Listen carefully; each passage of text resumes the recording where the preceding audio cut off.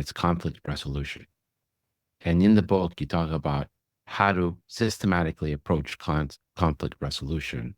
And step one is what I call tell me more. Walk in, sit down, and say, what's on your mind? And then once they're tired of telling you, I think they've done studies, people will talk for about 90 seconds and they run out of air and then they stop. And then you say, tell me more. And it's another 30 seconds. It'll take you 2 minutes. Then you follow it by some very key words and say, this is unusual. Even if it happens every day, that luggage gets lost at Southwest Airlines, don't say, oh, this happens every day. We know how to handle this. There's not, people are like, I don't care. It happens every day. It's my luggage. Take responsibility. I will take care of this for you. Yeah. And hung up, I'm going to ask you, here's that question. I got hung up on, this is your idea, not mine, because we're problem solvers. We tell people what to do all the time. I don't tell the parent, your kid needs surfactant. Is it a good idea for me to give surfactant? And no, I go, your kid needs surfactant, I'm going to give it. I'll come back and tell you how it went. And so that's our goal. So what are your thoughts on all those four? Because it's fascinating how you put it out there.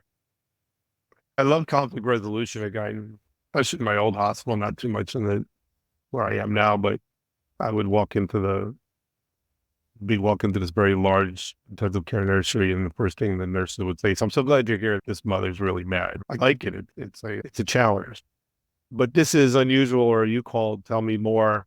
The first topic is tell me more, or I have no preconceived notion. So I think that's really important. Usually, if you're asked to go into where there's a conflict, there's already been a conflict, and now you're the manager or someone else is going in, find out what's going on. They expect that you had already done your homework and that you know what's going on.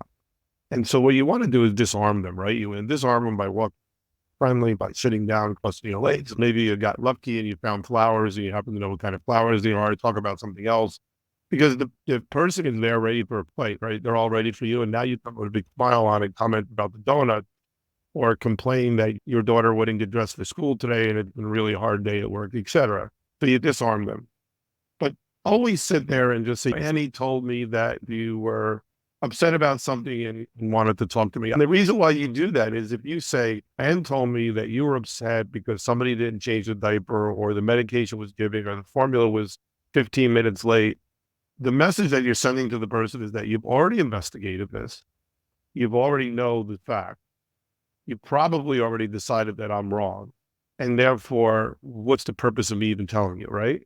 So by saying I have no preconceived notions, and I don't really know what this is about, they're going to be a little disarmed, and then they're going to more likely going to tell you they're part of the story. So I think it makes it we're on the same level, as opposed to I've already decided. You're right. This is unusual. And I tell the story in the book about my mother-in-law who got an echocardiogram, and 3 days later she's in the hospital. The echocardiogram's not really back. The cardiologist hasn't gotten to see her yet. So you're not helping anybody by saying that. So that's quite interesting. We'll look into it.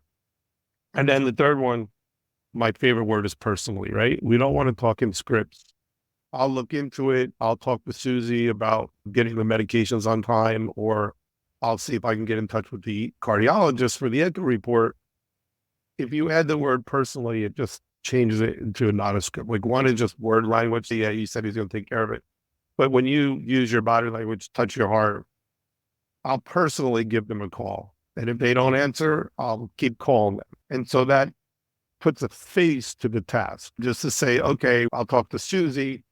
But then you add that word personally, it just becomes much more profound. And it's a good technique to use. And then lead the horse to water, or let them think it's their idea.